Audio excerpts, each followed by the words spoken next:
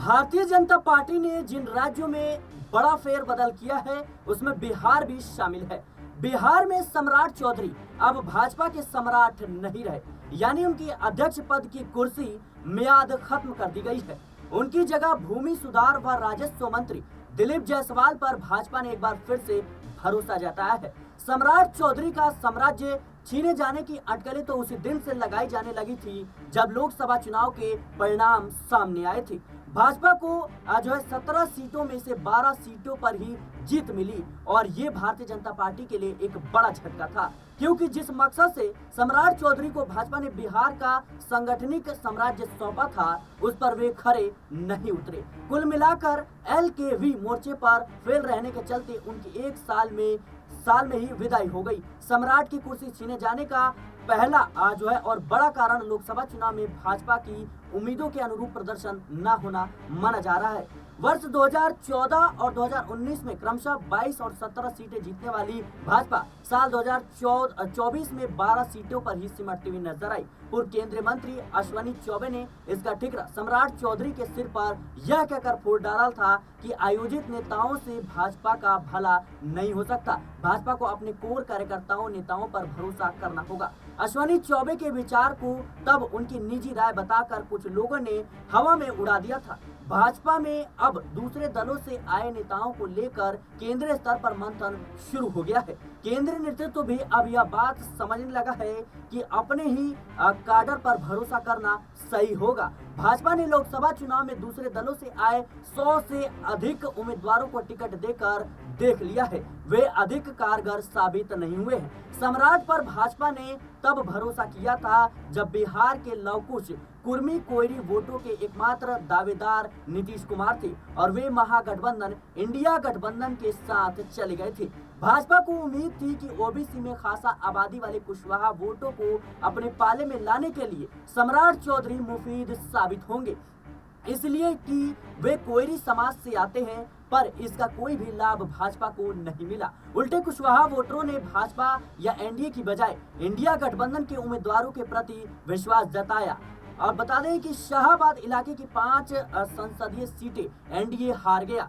भाजपा को सबसे अधिक तकलीफ इस बात की थी कि राजपूत बहुल औरंगाबाद की सीट से उसके राजपूत उम्मीदवार सुशील कुमार सिंह हार गए और राजद के उम्मीदवार अभय कुशवाहा जीत गए। इतना ही नहीं, कोयरी बिरादरी से आने वाले एनडीए के घटक राष्ट्रीय लोक मोर्चा के अध्यक्ष उपेंद्र कुशवाहा को भी हार का सामना करना पड़ा। इससे सम्राट चौधरी की अपनी बिरादरी पर कमजोर पकड़ का राज भी उजागर हो गया। भाजपा को यह बात भी शायद अखरती हुई नजर आई कि जेडीयू की मदद से केंद्र में नरेंद्र मोदी की सरकार बनने के बाद सम्राट चौधरी ने ऐलान कर दिया कि बिहार विधानसभा चुनाव का अगला कह सकते हैं चुनाव होगा वो नीतीश कुमार के नेतृत्व में लड़ा जाएगा। यह भाजपा समर्थकों को हतोत्साहित करने वाली घोषणा थी। इसके बाद ही अश्विनी चौबे ने कहा था कि भाजपा के नेतृत्व में ही विधानसभा चुनाव लड़ा जाना चाहिए। भाजपा ने लोकसभा टिकट के बंटवारे से लेकर केंद्र में मंत्री पद देने में भी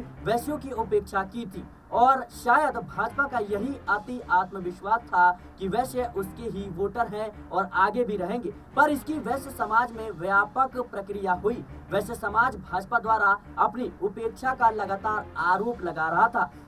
इसी बीच लालू प्रसाद यादव की पार्टी राजद ने कुशवाहा के साथ वैश्य को भी अपने पाले में करने की कोशिश शुरू कर दी थी और रितु जायसवाल को लोकसभा का टिकट देकर आरजेडी ने कोसी सीमांचल के वैश्यों को अपने पक्ष में गोलबंद करने की कोशिश की। विधानसभा चुनाव में इसके विस्तार का भी खतरा मंडराता हुआ नजर आ रहा है और कहीं न कहीं शायद यही वजह है कि भाजपा ने कुशवाहा वोटरों का मोह त्याग कर परंपरागत वोटों पर ध्यान केंद्रित किया है।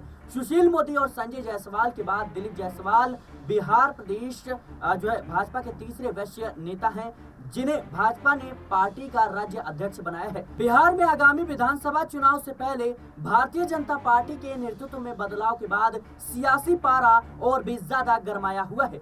बीजेपी ने डिप्टी सीएम सम्राट चौधरी की जगह मंत्री दिलीप जायसवाल को नया प्रदेश अध्यक्ष बना दिया है।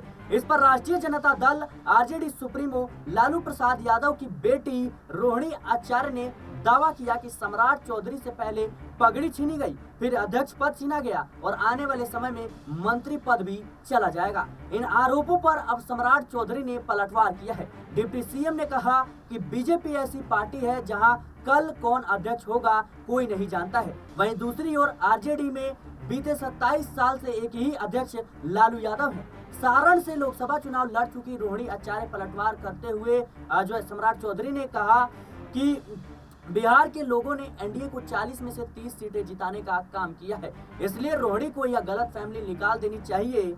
उन्होंने आरोप लगाया कि लालू प्रसाद यादव का परिवार खुद के लिए सत्ता भोगने आया है। परिवार के लोग खुद ही राष्ट्रीय अध्यक्ष बनना चाहते हैं। उन्होंने लालू की बेटी से कहा कि लोकतंत्र के एक सदन बिहार विधान परिषद की नेता उनकी मां राबड़ी देवी हैं, तो दूसरे बिहार विधानसभा में उनके भाई तेजस्वी यादव हैं, नेता प्रतिपक्ष हैं। तो जिस तरीके से देखा जाए तो सम्राट चौधरी को अब कहीं ना कहीं अध्यक्ष पद से हटाने के बाद से बिहार की राजनीति पूरी तरीके से एक बड़े उलटफेर की कहीं ना कहीं संकेत दे रही है। माना जा रहा है कि सम्राट चौधरी के खिलाफ जिस तरीके से भारतीय जनता पार्टी के आला कमान ने जो फैसला लिया है, जो अध्यक्ष पद छीना है, इसके कई सियासी मायने हो सकते हैं। दूसरी तरफ देखा जाए तो रोहिणी आचार्य ने जिस तरीके से दावा किया है कि अध्यक्ष पद जाने के बाद अब मंत्रालय से भी बाहर होंगे, यानी मंत्रिमंडल विस्तार जो होगा उसमें सम्राट चौधरी को आने वाले समय में जगह नहीं मिलेगा। सम्राट चौधरी वो शख्स हैं जिन्होंने नीतीश कुमार के खिलाफ लगातार बयानबाजी की थी। इन्होंने यहाँ तक कहा था कि नीतीश कुमार को सत्ता से बाहर करके ही मैं अपना मुरेठा यानी पगड़ी उतारूंगा। लेकिन आज देखिए जो वक्त बदला और नीतीश कुमार के साथ सम्राट चौधरी डिप्टी सीएम बनकर कंधे से कंधा मिलाकर बिहार की सत्ता चलाते हुए नजर आ रहे हैं।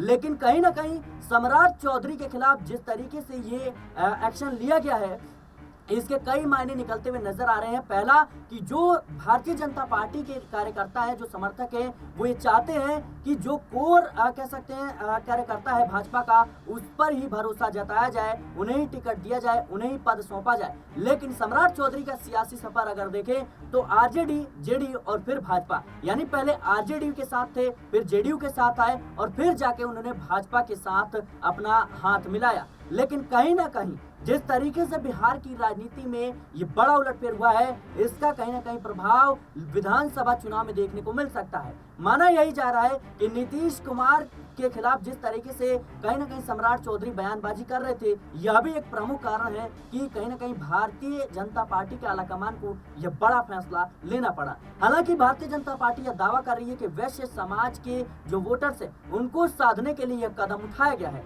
लेकिन देखना होगा बिहार विधानसभा चुनाव में आखिर इस कदम से भारतीय जनता पार्टी को कितना बड़ा प्रभाव होता है। क्या फिर से भारतीय जनता पार्टी और जेडीयू सत्ता में आती है या फिर नहीं। फिलहाल के लिए इस रिपोर्ट में देश और दुनिया की तमाम खबरों के लिए बने रहने नेशनल पॉलिटिकल बाइट के साथ।